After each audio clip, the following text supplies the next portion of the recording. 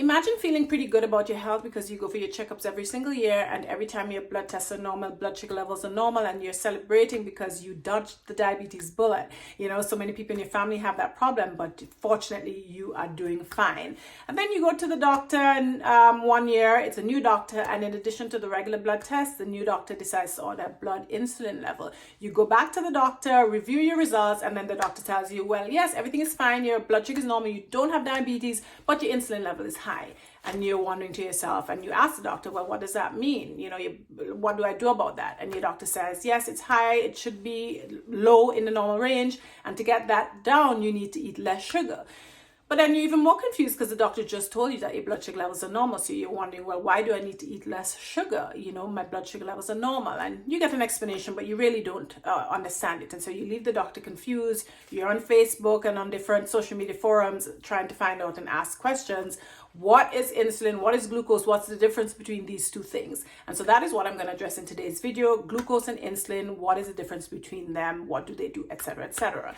Before we get into it, for those of you meeting me for the first time, I'm Dr. Amina, Goodwin, a physician and a health coach, and I help you get your blood sugar levels back down to normal where they belong without having to take more medications. Why do your blood sugar levels need to be normal? Well, so that you can have good energy levels throughout the day, so that you can eliminate food cravings and therefore control your weight, especially as you get older, and so that you can have a long, overall, much healthier life. All right, let's get into it. Glucose and insulin. What are these things? All right, well, Glucose is a simple sugar. We get glucose from sweet things, we get glucose from the milk sugar, and we also get glucose from starch. And glucose is a form of energy that is utilized by living things in general.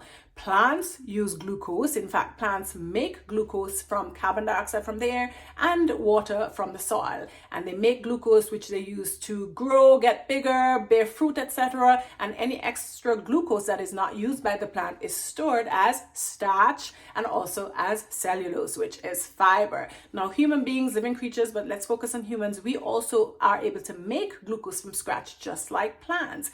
Glucose is one thing that is not an essential nutrient. Like we have essential amino acids, we have essential fatty acids, but we don't have essential sugars, because glucose, the most important sugar that we need, is made by our bodies. It's made by the liver, and it's because it's a crucial energy source for all the cells of the body, especially the brain. Without glucose, you will have brain damage and you will ultimately die. So the body we were designed not to depend on external sources, but to make it as a safety measure. Okay, so we are able to make glucose so that our cells have it for energy to carry out the various reactions and functions to keep us alive and working, right? So glucose is made, but also we get glucose externally. In fact, most of the glucose we are getting in this modern day especially is from external sources. So we get glucose from our sweetened drinks, and we also get glucose from the starch, from plants, okay? And then it goes into the body and is distributed and so on and so forth. Now, insulin, let's go to insulin. What is insulin? Insulin is a hormone that is produced by the pancreas, one of the glands in the belly, and the pancreas produces insulin, and the function of insulin is to help carry glucose. It's to help glucose get into all the cells of the body. Without insulin, glucose cannot get into the cells of the body, except maybe the brain. Brain can have glucose going into the brain cells without glucose because it's so crucial. But generally speaking, other cells of the body need glucose, need insulin, so that it can help channel the glucose within the cells. Okay, so insulin does that. That's one of the primary functions of insulin, to escort glucose into the cells. But another function of insulin also is to enable the liver to make fat and to make glycogen. Now, glycogen is our equivalent to starch. So the plants will use glucose to make starch to store for future energy use, right? And then our bodies will use glucose to make glycogen to store for future energy use. Glycogen is stored especially in the muscles and also in the liver. And then insulin, of course, too, helps the liver to manufacture fat, which is also stored. So two main functions of insulin. There are some others, but those are the main ones: to help channel glucose into cells and then to help the liver to make fat and glycogen. Now, together, so that gives you an idea of how these two things work together, glucose and insulin. Once insulin is up in the bloodstream, once glucose is up in the bloodstream, insulin also goes up to help move it away, move it to be used, or move it to be stored. Used by all the cells, stored in the liver, stored as glycogen in the muscles, right? Now, sometimes the dance between, glucose and insulin is a bit out of sync. So they both, once glucose goes up, insulin should go up. But sometimes you have glucose going up, up, up, up, up, depending on how much you're taking in externally, but the pancreas isn't able to produce enough insulin to keep up with the increasing glucose levels, right? And so temporarily you might have glucose going up, but then the pancreas quickly kicks into gear, it cranks up a notch so that it can produce more insulin. And as you're drinking or eating, more sweet things or starchy things that break down into glucose in your blood, every time you're doing that, the more you're doing that, the more the pancreas has to crank up. So you find that over a period of many years, your pancreas is cranking up higher and higher, right, to produce more insulin so that your blood sugar levels keep normal, because the body wants normal, stable blood sugar levels to prevent damage to the tissues in general, right? Now, after a while, when your pancreas is cranked up so high and it's producing so much insulin, the body gets tired, like the cells of the body get tired. They're being bombarded by all this insulin, and insulin is trying to push more and more glucose into the cells. But then the body and its cells, they're like, oh my goodness, we're going to explode at the rate this body is going, right? It's just cranking and putting so much glucose into us. We don't want to explode. And so the switch now, the body to protect itself, to protect these cells from exploding. I'm just using that term for you to kind of understand what's going on. But as a protective mechanism to prevent being overloaded with all this energy, the cells then start blocking insulin. They start blocking the action of insulin to push more glucose into the cells. And so what happens, insulin is not working, and therefore it is not carrying glucose into the cells, and therefore the glucose is staying in the blood and the levels are going up in the blood. Now the pancreas is getting the signal that, hey, blood sugar levels, glucose levels are high, crank out even more insulin.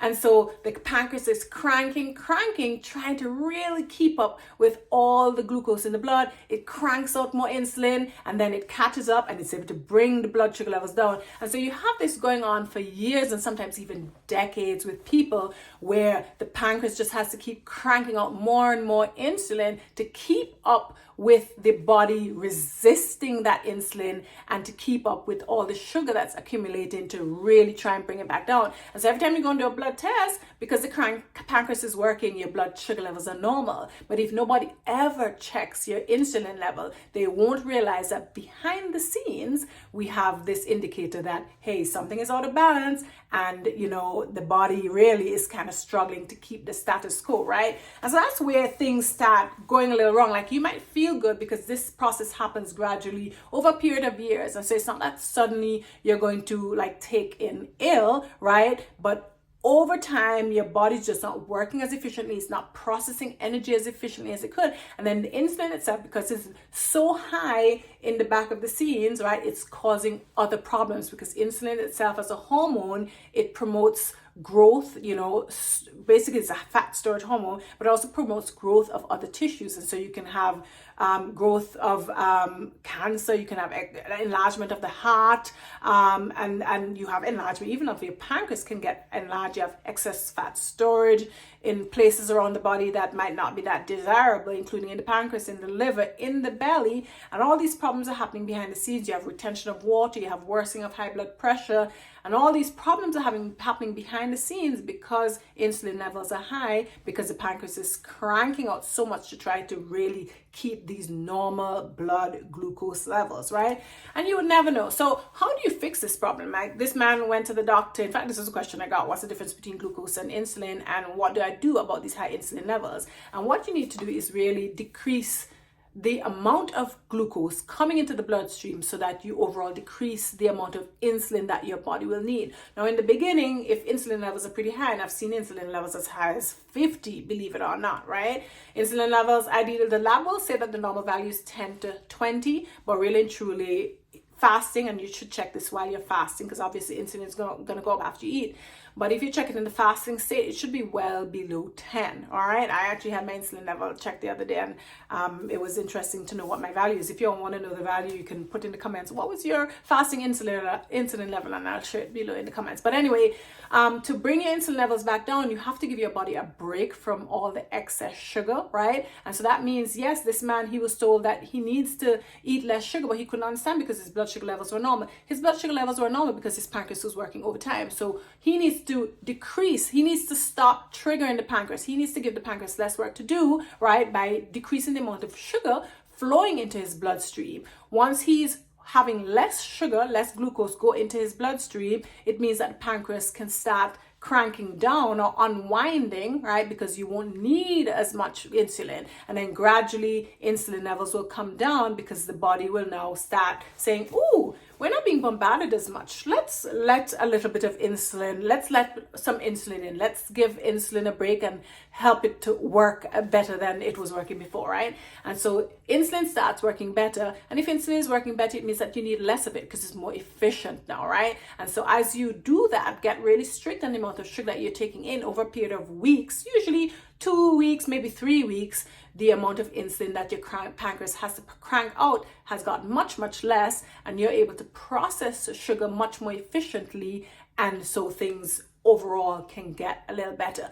But you can't rejoice that, okay, my insulin levels have come down, I can go back to what I was doing before. No, you have to maintain this as a new way of life so that your insulin stays down and your body is able to work in this more efficient mode to use energy. And once everything works more efficiently, you basically are not going to have the problems, like the health problems that occur because the body is in overdrive and essentially taking energy but not utilizing the energy properly, right? So I hope you all found this explanation about insulin and glucose helpful, about how these two work together. Insulin basically to help the energy glucose go into cells to be used, or to help the liver to process the energy to be stored as either glycogen or fat for future use. Two very important definitions for you to understand. And also I want you all to understand that having normal blood sugar levels for years and years and years does not necessarily mean that everything behind the scenes is perfectly normal. What you need to check is this fasting insulin test. It's not very expensive. As I said, I got mine checked. I think it costed $60 something. So you can even potentially consider paying for it out of pocket if you're able to, right? Otherwise, just ask the doctor. And I think insurance is starting to cover this more and more. So definitely a number to know, to have an idea of how well your body is using energy. And if behind the scenes, things could be not as rosy as they appear on the surface, so that you can take action and actually decrease the chance of you getting type 2 diabetes or some other health related problem in the future because of these persistently high insulin levels. Thank you for watching this video, and if you found it helpful, definitely share it with somebody else who is confused about all these things and might benefit from this information. Take care and see you on the next video. Bye.